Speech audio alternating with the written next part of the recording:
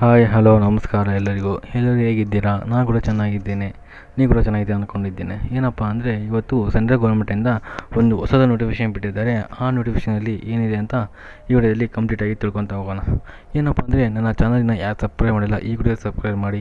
ಹಾಗೆ ಇದೇ ಥರ ಜಾಬ್ ಕಂಟೆಂಟ್ಗಾಗಿ ನನ್ನ ಚಾನಲ್ನ ನೋಡ್ತಾ ಇರಿ.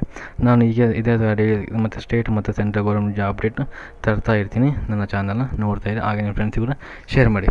ಏನಪ್ಪ ಅಂದರೆ ಸೆಂಟ್ರಲ್ ಗೌರ್ಮೆಂಟ್ ಅವರು NCERT ಕಡೆಯಿಂದ ನಾನ್ ಟೀಚಿಂಗ್ ರಿಕ್ರೂಟ್ಮೆಂಟ್ನ ಹೊಸ ನೋಟಿಫಿಕೇಷನ್ ಬಿಟ್ಟಿದ್ದಾರೆ. ಓಕೆನಾ, ಅದರಲ್ಲಿ ಎಷ್ಟು ಪೋಸ್ಟ್ ಇದ್ದೇವೆ, ಹೇಗೆ ಅಪ್ಲೈ ಮಾಡೋಂತ ಈ ವಿಡಿಯೋದಲ್ಲಿ ನೋಡ್ತಾ ಹೋಗೋಣ.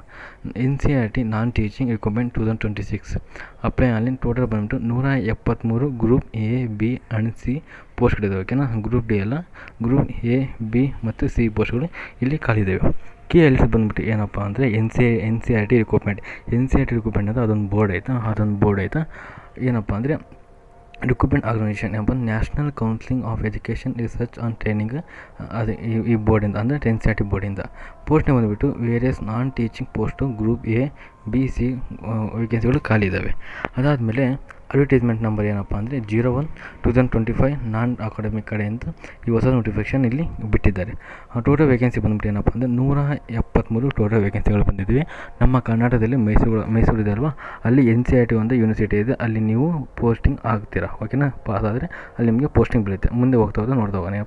ಜಾಬ್ ಲೊಕೇಶನ್ ಬಂದುಬಿಟ್ಟು ನ್ಯೂ ದಿಲ್ಲಿ, ಭೋಪಾಲ್ ಮತ್ತು ಭುವನೇಶ್ವರ್, ಮೈಸೂರೊಳಗೂ ನೀವು ಎಕ್ಸಾಮ್ ಪಾಸ್ ಆದರೆ ಮೈಸೂರಿನ ಲೊಕೇಶನ್ಗೆ ಜಾಬ್ಗೆ ಅಲ್ಲಿಗೆ ಹಾಕ್ತಾರೆ. ಅಪ್ಲಿಕೇಶನ್ ಮೋಡ್ ಬಂದುಬಿಟ್ಟು ಆನ್ಲೈನಲ್ಲಿ ನೀವು ಅಪ್ಲಿಕೇಶನ್ ಆಗಬೇಕಂತ ಇಲ್ಲಿ ತಿಳಿಸಿಕೊಟ್ಟಿದ್ದಾರೆ. ಅಪ್ಲಿಕೇಶನ್ ಸ್ಟಾರ್ಟ್ ಬಂದುಬಿಟ್ಟು 27 ಡಿಸೆಂಬರ್ 2025 ಇದೇ ಮಂತ್ ಇವತ್ತಿಗೆ ಮುಗಿತಾಯಿತಾ. ಇವತ್ತಿಗೆ 31 ಮುಗಿದೋಯಿತು. ಡಿಸೆಂಬರ್ 21 ಸ್ಟಾರ್ಟ್ ಆಗಿದೆ. ಲಾಸ್ಟ್ ಡೇಟ್ ಬಂದುಬಿಟ್ಟು ಜನವರಿ 16 ಮಟ್ಟ 2026 ಜನವರಿ 16 ಮಟ್ಟ ನಿಮಗೆ ಈ ಅಪ್ಲಿಕೇಶನ್ ಆಗ್ಬೋದು ಅಂತಂದು ಈ ನೋಟಿಫಿಕೇಷನಲ್ಲಿ ಕಂಪ್ಲೀಟಾಗಿ ಡೀಟೇಲಾಗಿ ಕೊಟ್ಟಿದ್ದಾರೆ. ಓಕೆನಾ, ಈ ನೋಟಿಫಿಕೇಷನ್ ಲಿಂಕ್ನ ಮತ್ತು ಅಪ್ಲೈ ಲಿಂಕು PDF ಲಿಂಕು ನಾನು ಟೆಲಿಗ್ರಾಮ್ ಗ್ರೂಪಲ್ಲಿ ಹಾಕಿರ್ತೀನಿ. ನೀವು ಅಲ್ಲಿ ಹೋಗಿ ನೀವು ಚೆಕ್ಔಟ್ ಮಾಡ್ಕೊಳ್ಳಿ. ಟೆಲಿಗ್ರಾಮ್ ಗ್ರೂಪ್ ಲಿಂಕ್ ಬೇಕಂದರೆ ಡಿಸ್ಕ್ರಿಪ್ಷನ್ ಬಾಕ್ಸಲ್ಲಿ ಕೊಟ್ಟಿದ್ದೀನಿ, ಹೋಗಿ ಒನ್ ಟೈಮು ಚೆಕ್ಔಟ್ ಮಾಡ್ಕೊಳ್ಳಿ. ಓಕೆನಾ, ಗ್ರೂಪ್ A ಪೋಸ್ಟ್ ಬಂದ್ಬಿಟ್ಟು ಯಾವ್ಯಾವುದಪ್ಪ ಅಂದರೆ superintendent engineering production officer, business manager, assistant production office, assistant engineering trade and assistant public relation ಆಫೀಸರ್ಗೆ ಗ್ರೂಪ್ A ಪೋಸ್ಟ್ಗಳು ಬಂದಿರ್ತವೆ. ಅದಾದಮೇಲೆ ನೆಕ್ಸ್ಟ್ ಏನಪ್ಪ ಅಂದರೆ ಗ್ರೂಪ್ A ಪೋಸ್ಟ್ಗಳು ಎಷ್ಟಿದಾವೆ? ಗ್ರೂಪ್ A ಟೋಟಲ್ 26 ಪೋಸ್ಟ್ ಇದ್ದಾವೆ. ಅದಕ್ಕೆ ಯಾವ್ಯಾವ ಪೋಸ್ಟ್ಗಳು ಖಾಲಿದಾವಪ್ಪ ಅಂದರೆ senior accountants, junior Hindi translator, junior accountant, store officers, production assistant, professor assistants, cameraman grade A3-2, engineering assistants, script writer, set ಡಿಸೈನರ್ಗೆ ಟೋಟಲ್ ಆಗಿ 26 ಪೋಸ್ಟ್ಗಳು ಗ್ರೂಪ್ ಇಲ್ಲಿ ಬಂದಿರ್ತವೆ. ಅದಾದ ನೆಕ್ಸ್ಟ್ ಏನಪ್ಪ ಅಂದರೆ ನೆಕ್ಸ್ಟ್ ಬರುತ್ತೆ ಗ್ರೂಪ್ A ಆಯಿತು ಮತ್ತು ಗ್ರೂಪ್ B ಆಯಿತು. ನೆಕ್ಸ್ಟ್ ಬರೋದು ಏನಪ್ಪ ಅಂದರೆ ಗ್ರೂಪ್ Cಗೆ ಟೋಟಲ್ ಪೋಸ್ಟ್ಗಳು ಎಷ್ಟಿದೆ ಅಂತ ನಾವು ನೆಕ್ಸ್ಟ್ ನೋಡ್ತಾ ಹೋಗೋಣ. ಟೋಟಲ್ ಬಂದುಬಿಟ್ಟು ಗ್ರೂಪ್ C ಪೋಸ್ಟ್ಗಳು ಬಂದುಬಿಟ್ಟು 138 ಪೋಸ್ಟ್ಗಳಿದೆ. ಗ್ರೂಪ್ C ಒಳಗೆ ತುಂಬ ಜಾಸ್ತಿ ಪೋಸ್ಟ್ಗಳಿದೆ. ಓಕೆನಾ, ಏನಪ್ಪ ಅಂದರೆ ಗ್ರೂಪ್ 138 ಪೋಸ್ಟ್ಗಳು ಖಾಲಿದ್ದಾವೆ. ಅಲ್ಲಿ ಬಂದುಬಿಟ್ಟು ಟೋಟಲಾಗಿ ಲಿಸ್ಟ್ ಇದೆಯಲ್ಲ, ಇದಿಷ್ಟು 138 ಗ್ರೂಪ್ C ಪೋಸ್ಟ್ಗಳು ಬಂದುಬಿಟ್ಟು. ಈ PDF ನೀವು ಕಂಪ್ಲೀಟಾಗಿ ಬೇಕಪ್ಪ ಅಂದರೆ ನಾನು ಟೆಲಿಗ್ರಾಮ್ ಚಾನಲ್ ಕೊಟ್ಟಿದ್ದೀನಿ, ಆವಾಗ ಹೇಳಿದ್ನಲ್ವ ಅಲ್ಲಿ ಕೊಟ್ಟಿದ್ದೀನಿ, ಹೋಗಿ ನೀವು ಒಂದು ಟೈಮ್ ಚೆಕ್ಔಟ್ ಮಾಡ್ಕೊಳ್ಳಿ. ಹಾಗೆ ನೋಟಿಫಿಕೇಷನ್ ಏನಿದೆ ಅಂತ ನೀವು ಒಂದು ಟೈಮ್ ಓದ್ಕೊಳ್ಳಿ. ನಿಮಗೆ ಓದ್ಕೊಂಡ್ರೆ ಗೊತ್ತಾಗುತ್ತೆ ಯಾವ ಥರ ನೋಟಿಫಿಕೇಷನ್ ಇದೆ ಅಂತಂದು.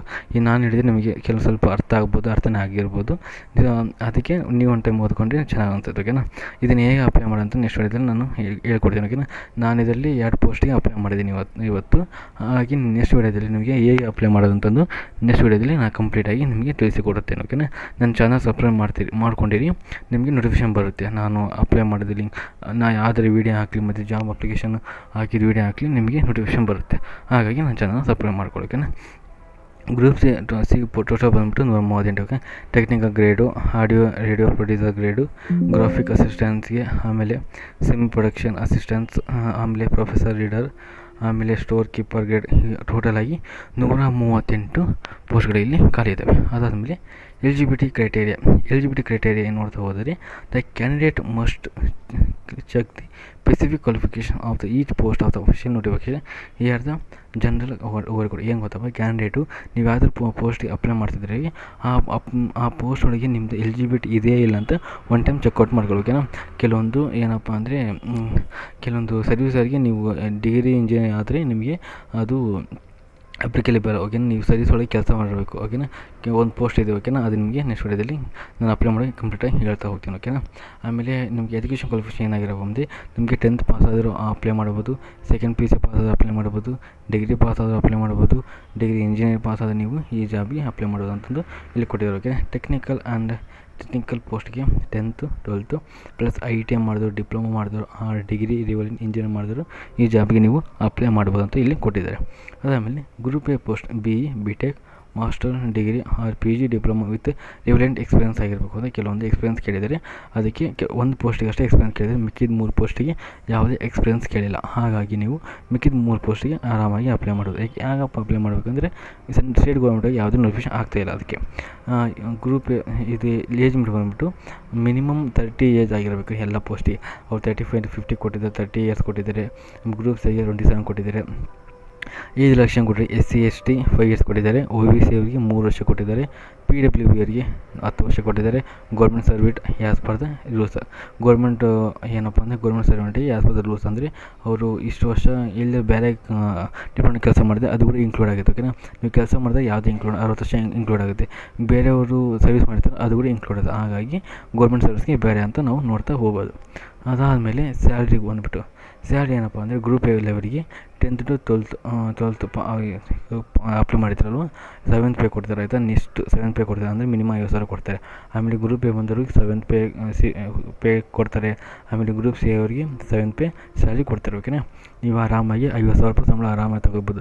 ನೆಕ್ಸ್ಟ್ ಇಯರಿಂದ 2026 ಜನವರಿಯಿಂದ ಸೆಂಟ್ರಲ್ ಗೌರ್ಮೆಂಟಿಂದ ನಿಮಗೆ 8 ಕಮಿಷನ್ ಪೇಮೆಂಟ್ ಆಗುತ್ತೆ. ಹಾಗಾಗಿ ನೀವು 7th ಪೇ ಕಮಿಷನ್ ಬಂದುಬಿಟ್ರೆ ನಿಮಗೆ ಟೋಟಲ್ ಆಗಿ 50,000 ರೂಪಾಯಿ ಸಂಬಳ ಬರುತ್ತೆ. ಹಾಗಾಗಿ ನೀವು ಈ ಜಾಬ್ಗೆ ಅಪ್ಲೈ ಮಾಡಿದ್ರೆ ಬೆಟರ್ ಅನಿಸುತ್ತೆ ಓಕೆನಾ. ಈ ಕನೆಕ್ಟ್ ಒಳಗೆ ಜಾಬ್ ಲೊಕೇಶನ್ ಮೈಸೂರೊಳಗೆ ನೀವು ಆರಾಮಾಗಿ ಕೆಲಸ ಮಾಡ್ಬೋದು ಓಕೆ.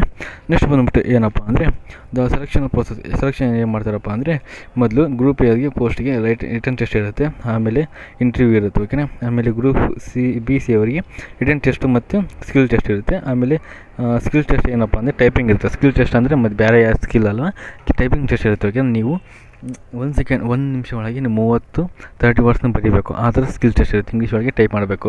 ಆರಾಮಾಗಿ ನಿಮ್ಮ ಲ್ಯಾಪ್ಟಾಪ್ ಇದೆ, ಕಂಪ್ಯೂಟರ್ ಒಳಗೆ ಆರಾಮಾಗಿ 1 ನಿಮಿಷದ 30 ವರ್ಡ್ಸ್ ಆರಾಮಾಗಿ ಟೈಪ್ ಮಾಡ್ಬೋದು. ಹಾಗಾಗಿ ಈ ಸ್ಕಿಲ್ ಟೆಸ್ಟ್ ಇರುತ್ತೆ, ರಿಟರ್ನ್ ಟೆಸ್ಟ್ ಮತ್ತು ಸ್ಕಿಲ್ ಟೆಸ್ಟ್ ಇರುತ್ತೆ ಓಕೆ. ಅದಾದಮೇಲೆ ಏನಪ್ಪ ಅಂದರೆ ಇಂಪಾರ್ಟೆಂಟ್ ಡೇಟ್ ಯಾವಾಗಪ್ಪ ಅಂದರೆ ಆನ್ಲೈನ್ ಅಪ್ಲಿಕೇಶನ್ ಸ್ಟಾರ್ಟ್ ಬಂದುಬಿಟ್ಟು ಇದೇ 2025 ಡಿಸೆಂಬರ್ 21 ಸ್ಟಾರ್ಟ್ ಆಗಿದೆ. ಆಮೇಲೆ ಅಪ್ಲಿಕೇಶನ್ ಎಂಡ್ ಬಂದು 2026 ಜನವರಿ 16ರಂದು ಅಪ್ಲಿಕೇಶನ್ ಎಂಡ್ ಡೇಟು ಕಂಪ್ಲೀಟ್ ಆಗುತ್ತೆ. ಅದನ್ನು ಅಡ್ಮಿಟ್ ಕಾರ್ಡ್ ಯಾವಾಗ ಕೊಡ್ತಾರಪ್ಪ ಅಂದರೆ ನಿಮಗೆ ಫೋನ್ ನಂಬರು ಮತ್ತು ಇಮೇಲ್ ಅಂತ ನಿಮಗೆ ಅಪ್ಲಿಕೇಶನ್ ಆಗಿ ಹಾಕಿರ್ತೀರಲ್ವ ಆ ಮೇಲ್ಗೆ ಮತ್ತು ಫೋನ್ ನಂಬರ್ಗೆ ಮೆಸೇಜ್ ಬರುತ್ತೆ ಯಾವಾಗ ಅಡ್ಮಿಟ್ ಕಾರ್ಡ್ ಇದೆ, ಯಾವಾಗ ನಿಮಗೆ ಎಕ್ಸಾಮ್ ಇದೆ ಅಂತ ಅಲ್ಲಿ ತೋರಿಸುತ್ತೆ ಓಕೆನಾ. ಅಪ್ಲಿಕೇಶನ್ ಫೀಸ್ ಬಂದುಬಿಟ್ಟು OBC EWS ಅವರಿಗೆ ಎಷ್ಟಪ್ಪ ಅಂದರೆ ಲೆವೆಲ್ 10th 12th ಪೇ ಮಾಡಿಗೆ 1,500, ಆಮೇಲೆ ಲೆವೆಲ್ 6th 7ಗೆ 1,500 ಮತ್ತು ಲೆವೆಲ್ 2 to 5 ಅವರಿಗೆ 1,000 ರೂಪಾಯಿ ಇದೆ. ಆಮೇಲೆ SC ST ಅವರಿಗೆ ಯಾವುದೇ ಅಪ್ಲಿಕೇಶನ್ ಫೀಸ್ ಇರೋದಿಲ್ಲ ಓಕೆ. ಅದಾದಮೇಲೆ ಇದು ಅಪ್ಲಿಕೇಶನ್ ಯಾವ್ದು ಫೀಸ್ SC ST ಯಾವ್ದು ಜನರಲ್ ಅವರಿಗೆ ಇಷ್ಟು ಅಮೌಂಟೇ ಇರುತ್ತೆ ಓಕೆನಾ. ಅದಾದಮೇಲೆ ಇದಿಷ್ಟು ಈ ಜಾಬ್ದು ಕಂಪ್ಲೀಟಾಗಿ ಡೀಟೇಲ್ಸ್ ನಾನು ಕೊಟ್ಟಿದ್ದೇನೆ. ಈ application PDF link apply link ಬೇಕಂದರೆ ನನ್ನ ಟೆಲಿಗ್ರಾಮ್ ಚಾನಲ್ ಜಾಯ್ನ್ ಆಗಿ ನಾನು ಅಲ್ಲಿ ಕೊಟ್ಟಿರ್ತೀನಿ ಓಕೆನಾ. ವಿಡಿಯೋ ನೋಡೋದಕ್ಕಾಗಿ ಧನ್ಯವಾದಗಳು.